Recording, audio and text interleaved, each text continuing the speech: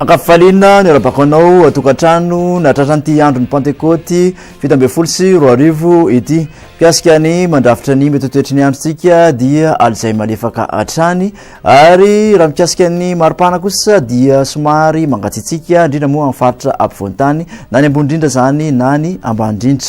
Ny rapitso maraina dia ahitana orana malefaka amin'iny ilaina tsinana manontolony nosy iny mahazo ny ilaina tsinana ny faritra ampovoantany tafiditra anatin'izany koa ny tapany avaratry ny faritra Analamanga mahazo ny faritra Avaradrano sy ny ilaina tsinanana mahazo ny Mantasoa iny. Ny faritra sisa kosa dia Omaina.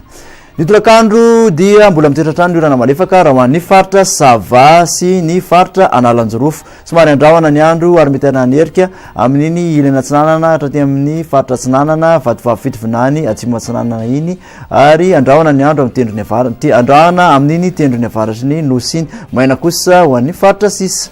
Ny maripana ambandrindra voavinavinina dia 10 degré Celsius vakinakaratra mandidina ny 10 katramin'ny 4 amby folo amin'ny faritra ampovoantany ary 9 amby folo katramin'ny 3 amby roapolo kosa ho an'ny morontsiraka rehetrarehetra.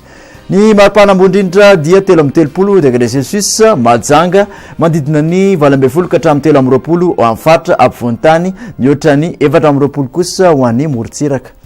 Raha mikasa ho any amin'ireo tanàn-dehibe vela Madagasikara ianao dia somary ahitana orana tandrifindrahona any Johannesburg arankotroka kosa izany raha ho an'ny Bangkok. Maina ny andro raha ho an'ny Milan sy Paris ary Nairobi.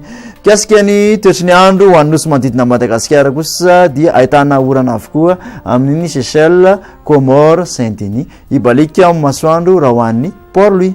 De zay ndray tompoko nazatotranao tamin'ity anio ity. Mirasoa sady ho anao raha ho an'ny rapitso de mandra-piona tompoko.